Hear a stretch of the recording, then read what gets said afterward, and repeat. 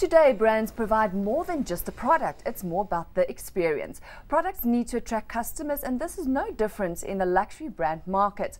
Luxury brand guru and chairman of the Southern African Luxury Association, Piers Schmidt, joins us from Cape Town, and executive director for broadcasting at Kagiso Media, Omar Essack, is back as our guest host. Welcome to the show. Thank you.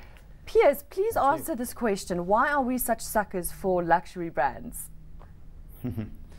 Well, I think most of us, wherever we come from and whichever field of life we operate, spend most of our days trying to put bread and food on the table for ourselves and our families. So when we come to a point where there's something left over, I think it's entirely natural that we wish to reward our efforts with a treat. And essentially, luxury is by definition something that is extravagant, perhaps even unnecessary. And so when we have that spare cash, we like to reward ourselves with an item, whether it's a fancy handbag, a pair of high-heeled shoes, or a yacht, depending where you are in the market. So essentially, luxury is a reward, and we need that. It's part of the human condition to mark our status, to mark achievement, and indeed the progress that we're making towards our own goals. But what happens in a recession when we don't have extra cash? What were the trends? What happened this last recession? Well, it's been a bloody time for the luxury industry, as I'm sure you're aware, since the crash of Lehman Brothers in late 2008. The luxury industry until that time had really enjoyed double-digit growth. It had been able to diversify, to develop brand extensions, to leverage their logos onto all kinds of products, some of which they never even manufactured. So they had an extremely good and easy time of it. Then, of course, the credit card culture dried up overnight, and many of those people that were buying overpriced trinkets with logos on were simply no longer able to afford. I think, in fact, if you look at the Bain study of the luxury market, the luxury market receded in terms of sales value by some 9–10% in 2009, is only projected to grow at some measly 1% in 2010, and then may return to some sort of early 4.5–5% growth in 2011.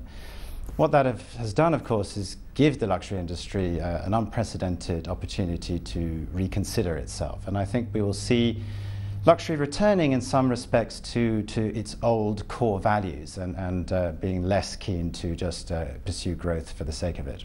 Piers, I was very interested with your use of the word overpriced. The correlation between luxury and price. Is it all about price, or does it have to be? Is it all about how high a margin can we slap on something because we've applied our brand to it? Are you saying that particular culture is about to be tested and perhaps reevaluated? Yes, Omar, I believe that it has been tested and is in the process of reevaluation. Luxury never goes on sale, or at least that's the mantra in the industry.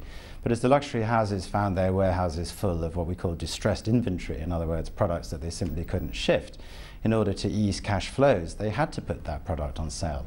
And of course, once you've shown a consumer that the bag that they once cherished at $2,000 or 20,000 Rand is now available at half price, it's extremely difficult to resurrect that price premium bubble. So the bubble was burst, and I think consumers are much more savvy. I was just reading earlier today, in fact, how a woman that might have gone into a shop in Milan and bought a 2,000 euro Gucci handbag without a second's thought is now spending 30 minutes considering it and asking the sales assistant to put the bag on one side, and then may come back in 3 days' time before eventually making the purchase. So I think we're seeing a new form of considered consumption emerging from the marketplace, and the brands are absolutely having to respond to that with a different set of messages and a different set of values.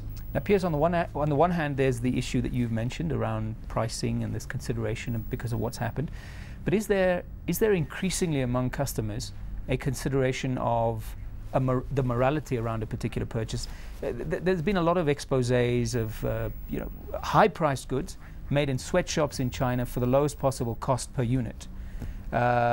What's that done to the industry?